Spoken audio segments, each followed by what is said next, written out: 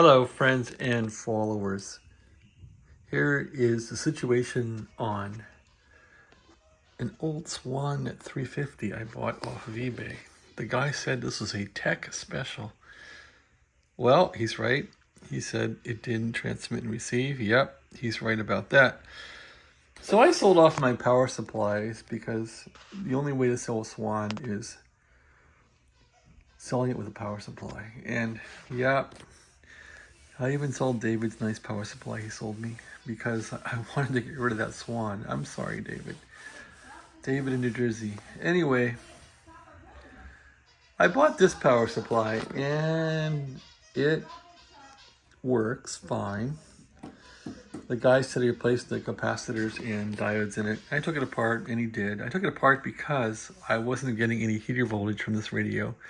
And the reason why was this thing is so old and sick that the contacts on the power plug in the back of the radio that accept this cord were so grungy that I guess nothing would work. But yet I was able to use that Heathkit HP23 power supply and fire the radio up. So when that happened, I thought, oh, this power supply is bad. So I ended up spending an hour or so taking it all apart, checking everything, and it works fine. So put it back together. At any rate, back to this thing. So this doesn't tune very well at all. The mechanics are all messed up.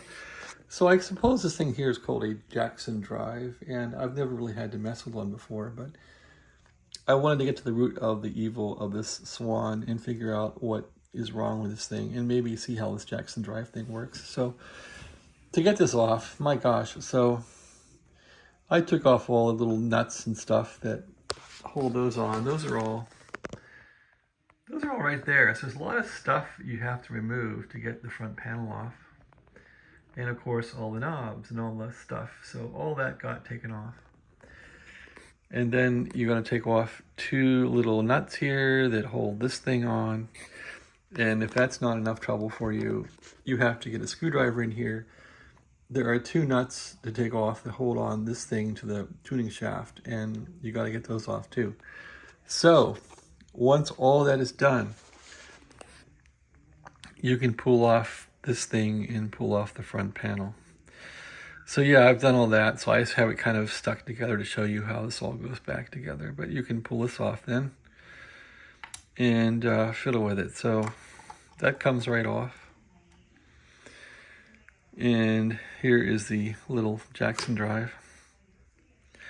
Anyway, this thing is all screwed up, so I gotta figure it out what's wrong with it. But beyond all that, you might want to take off the front panel. So there's a screw here. There are nuts holding these guys on.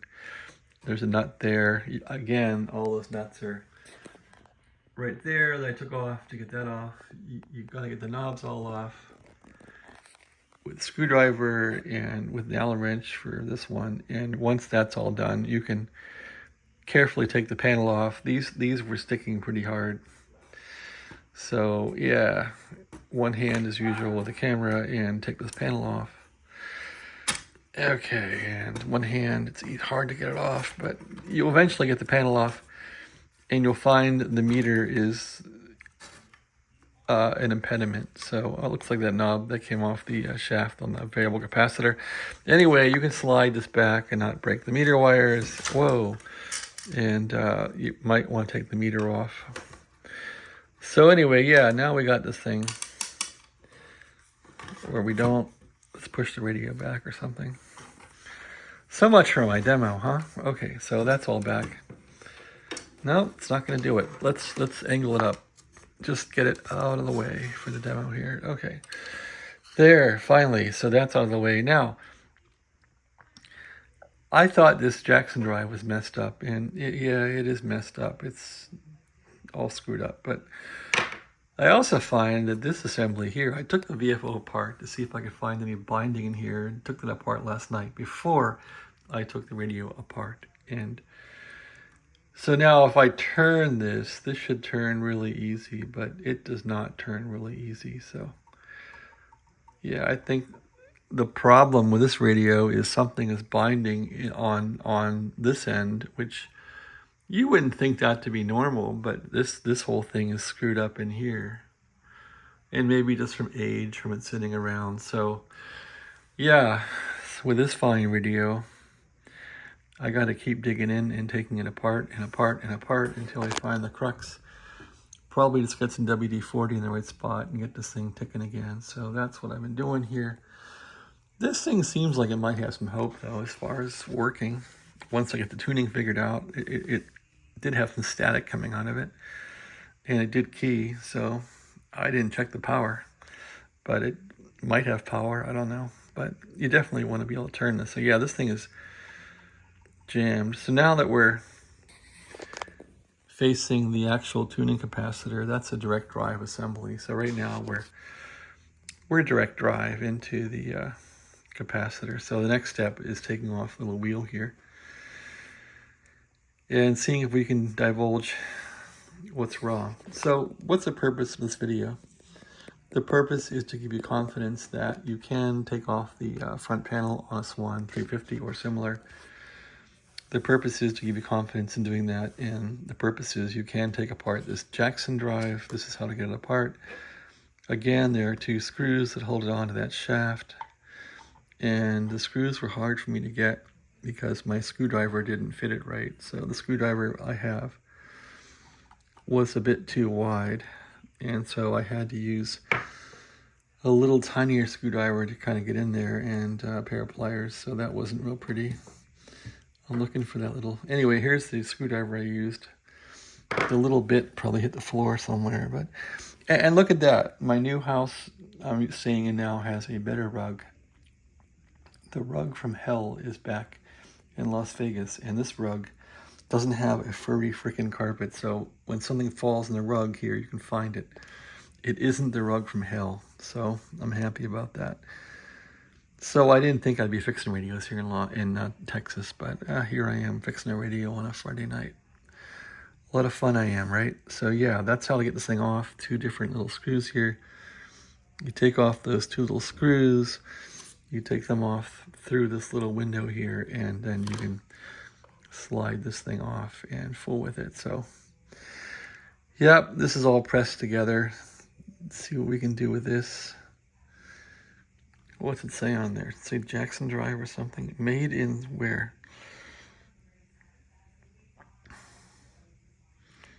Made in something. England. Holy crap, it's made in England. Well, there you go, UK. Look at that. You guys are better than the US at making gearworks. Yeah, this thing's really jammed. So what else can we say about the Swan? Not much. I just want to get the tuning working, and this thing may come back to life. It seems like it's an earlier Swan. I like how it's really got some heavy-duty plexiglass here. It seems like it's heavy-duty. All the controls move nice. It's got a good layer of crap on it, so... It looks like it will clean up, though. I haven't tried any Windex on it, but... Anyway, I told myself I wasn't going to fix another dirty old filthy radio, but here I go. All right. That's my video. Yeah, you could probably take off the leads from the meter, take a picture before you do it, so you can set it aside or whatever. Now that's interesting how this thing looks like it's a little legend. It's kind of cool. So yeah, I can just get this thing off with this screwdriver, I think, and... Now they got a little hole in here, so you wonder, what is that for? There must be something you need to access through a hole. I wonder what that's for. Oh well, I guess I can figure it out by taking this off and see what I find when this dial comes off. If I can get the screw lined up to get it off. There we go. Without dropping it. Yeah, that comes off nice. Anyway, when you take these apart like this, you can really clean them nicely and not screw things up. So if you got the time and you're patient enough and your hands are still steady from age, you can do this. I guess I'm not dead yet, so.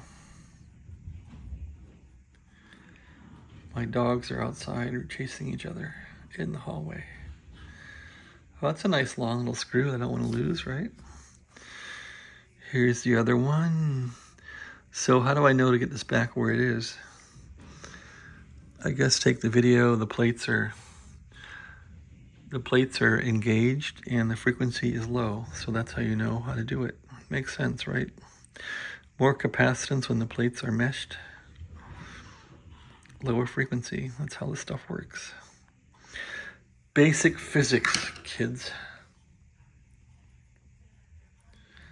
So what's beyond this little dial, I wonder?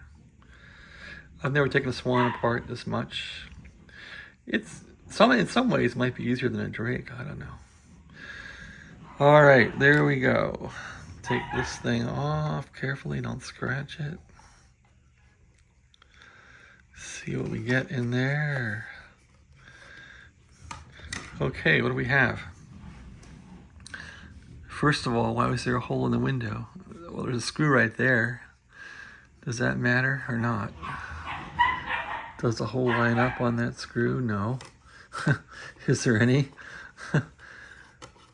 that lines up with that hole there, Mr. Swan? No. So that doesn't make sense why they had that hole unless it's for production purposes. All right, then we got the light filter in here. So now we're staring at a mechanism. So they have a mech in here of some sort. It's okay. Is it a gear reduction mechanism? Yeah, it is. So we got another gear reducer that can bind, and this one really is screwed up. So the problem has probably existed in this reduction mechanism. Looks like it's a 5-to-1 reduction. And that caused the operator to wear out this Jackson drive. So I gotta find my WD-40, which has been packed on the move and squirted in there. That's next operation here. All right, so this is a scary room. I got 2 boxes of stuff from the move that's like parts and stuff that I gotta unpack. There's a box of Swan came in right there. There's the top of the Swan. There's the Collins amplifier I picked up from that guy in Paris. There's the old scope I dragged in from Las Vegas in the trunk of the car because it's big. Shouldn't have brought it, but I didn't give it away. I know my friend David in New Jersey needs a scope. I want to get him a scope. And what else? That's about it. What's in those boxes down there? I think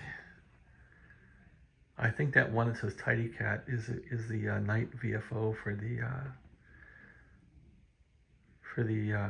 Harvey. The Harvey, I think, is the bottom box. I don't know. One of those is the HRO 500 that I got for sale cheap now. And the Swan that I've been fixing with those tubes is right there. I also, damn this damn camera. Doesn't even freaking focus. Apple products, huh? So anyway, yeah. There's the Swan I've been working on with those 7854 tubes. And partially I bought this power supply to kind of help me debug why those tubes had no power. I don't know, this power supply down here, which I adapted to the Swan, needs 2 capacitors and it's shot. Anyway, we'll try this power supply on that Swan over there. I kind of want to sell that one too, but I don't know. Get in the swing of things. It's Christmas. And get this room maybe neatened up a little more. I got plenty of storage in the storage room now. I think I told you all that I loaded all the storage boxes in there. All the moving boxes are in the storage room. I'll show you. Here's a look of the ham shack and office from this angle. Yeah, it's a big mess. My bigger room was better in Las Vegas, wasn't it? Anyway, here's the little storage room I ended up with. And I did put down those boards again from the crypt and took that crate apart and made it floorboards. And I put all the boxes in here from the move. They're all in here. Every single moving box is in here. There's no microwave we have. Yeah, I got plenty of room in here to store. So I could probably put all these boxes in the storage room and all that junk and be all set. All right, thanks for watching. Have a great day. Have a good weekend if I don't talk to you.